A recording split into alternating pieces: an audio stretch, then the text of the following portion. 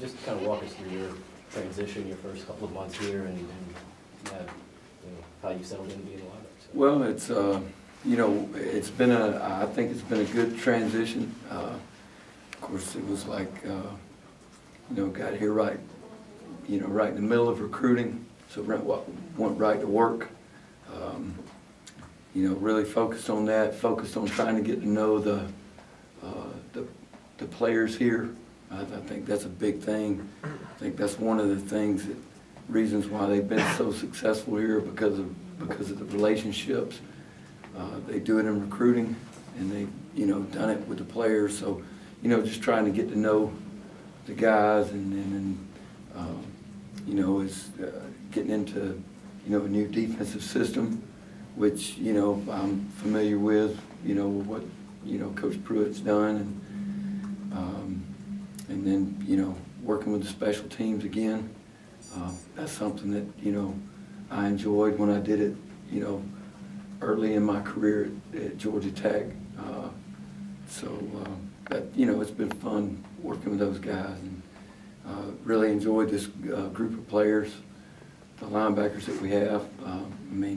Right now we're still, I'm still in the evaluation process of a lot of those guys, but the one thing I can say, they've come out and give good effort, and they've worked really hard. Coach Pruitt said yesterday that, I guess kind of because of Coach Groh, that the staff at Alabama and at Tech had a fairly good relationship prior to this. How much did you know him before coming here, and what's it been like working with him in the early going? Well, I've known Jeremy for a long time, actually since back when he was a player. I knew him then, and he kept up with his career, and we would speak and talk, and then when I was at Tech, a lot of the things we did, in the secondary, in the back end with the backers in the secondary, a lot of it was very similar terminology. We visited with him, on a number of occasions. So let me say I'm familiar with the language, that he speaks, and I've always been very impressed with him. I always, the first time I met him, he's just one of those guys. You knew he had it, and he's very smart, very confident in what he does. He has a passion for what he does, and I've really looked forward to working with him, and have really enjoyed it so far. I know you had the opportunity to potentially stay on at Georgia Tech and be in the running for the defensive coordinator, but obviously you liked something you saw at Coach Fisher and Coach Flores. What was it that drew you to this position? First of all, whether you're running a business or you're running a football program, I think the thing you look at first is people. Now, that being said, I have nothing negative to say about Georgia Tech. Coach Johnson was very good to me and my family. But I've known Coach Fisher for a long time. Had a lot of respect for what he's done as a coach, what he does for people. And it was a great opportunity, for me to work in a different program, to see the way things, maybe some differences the way things were run. I've been very fortunate to work under some very good head coaches. Three of the coaches that I'd worked for in the past, had won national championships at some level. And I just felt like it was a great opportunity to have a chance to work with Coach. And then at the same time, this staff. I knew a lot of guys that were on staff here, and I knew what kind of people they were. And so it was, for me, it was just the right time. Obviously, last year, Florida State's special teams had some issues with the blocked punts, fumbles, and the returns. Have you had a chance to evaluate any of those things, and what did you see? Yeah, and that's, I have, looking at the big picture things, the one thing that we've started out with first is, is punt. The one thing we do I know this about special teams. There's so much hidden yardage involved in the game, and people don't, until you lose a game or something bad really happens, nobody really says a whole lot about it. But what we want to develop is consistency and confidence, in coverage and protection, the whole scheme of things. During a game, there's probably, if you take the punt team, there very seldom, or there are many plays in a game that are farther covered than punting the football, an offensive play. I mean, it's usually a minimum of 40 yards. So you can either gain those 40 yards for your side, or, you can lose them, and then you lose that net, that's where,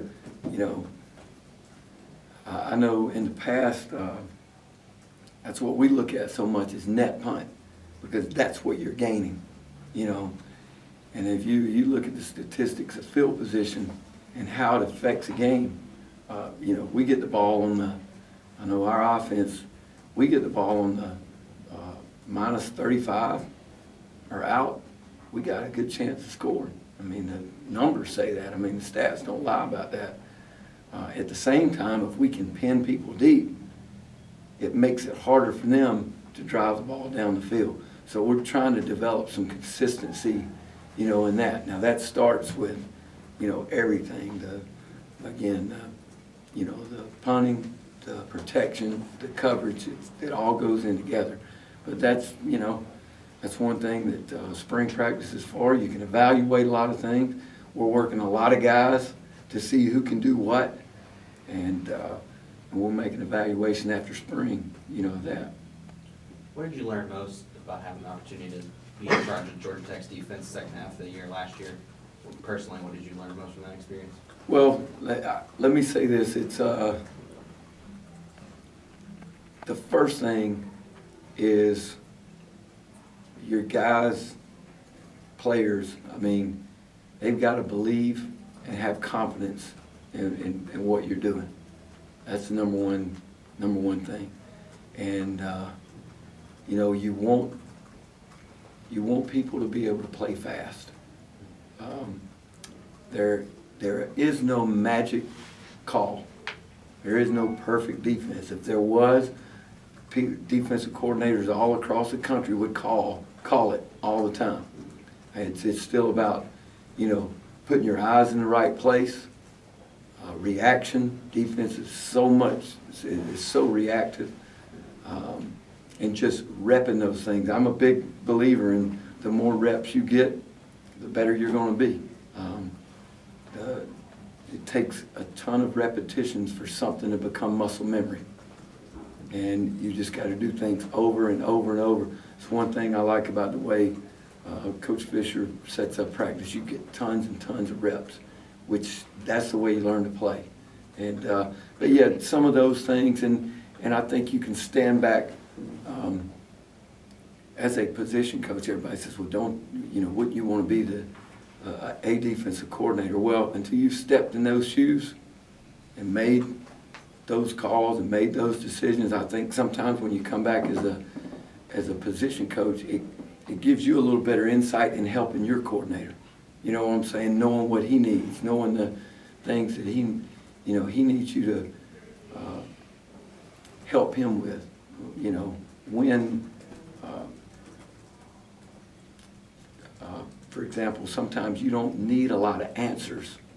You just need to be there and do your job. Everybody in an organization, that's the other thing. When you're the leader of something, you understand that in an organization, everybody's got a job. And if everybody does that job to the best of their ability, then the organization moves, it grows. And I think that, that's one thing of, being in charge of those last few games. It just rekindled that and reminded me of it. Because I know this, it's kind of like people ask me sometimes about, my job as a position coach. I'm not the coordinator, okay? The way I tell a lot of people, Coach Fisher's in charge of the organization, Coach Pruitt's the architect of the defense. I'm the contractor in charge of the linebackers. My job is to make it look the way he designs it. And that's kind of the way I look at the organization. Last two questions. How much, whether in the interview or just since you've been here, how much have you talked about the second half of that ACC championship game with Jimbo? Not a lot. Not a lot. We,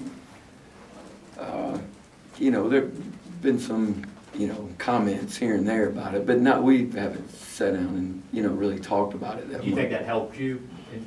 I think probably more than anything is just,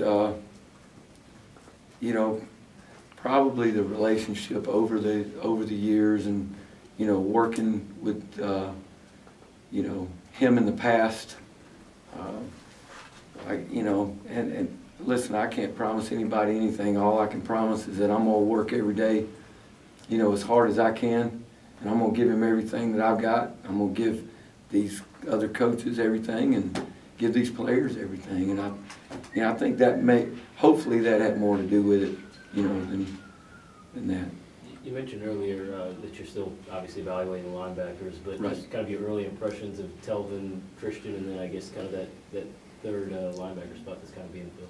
Well, there's, I can say right now, Telvin and Christian, all the guys have really given great effort to the fourth quarter drills and, first couple of days of practice. They've been anxious to, I guess, like a sponge, picking up everything new, and they've made some mistakes, but you're gonna make some when there's some new thing. But the one thing I like about all of them is they're trying to play fast. We want those guys to be productive, and it's a gradual process. It's a process. As far as what I see, I think it's too early to put people and say, okay, they're a lock here. I mean, I think linebackers are interchangeable. We don't want to pigeonhole people, because I think when you do that as a coach, it kind of gives you narrow vision. But as long as they keep, the things they got to be able to do, they got to be able to beat blocks, they got to be able to stop the run, they got to be able to play in pass coverage, and they got to be able to, when we pressure, they got to be able to get to the quarterback. That's what we're looking for. And we've seen some glimpses of that, and hopefully as the spring goes along, we'll solidify things a little bit more. All right, thank you, Coach.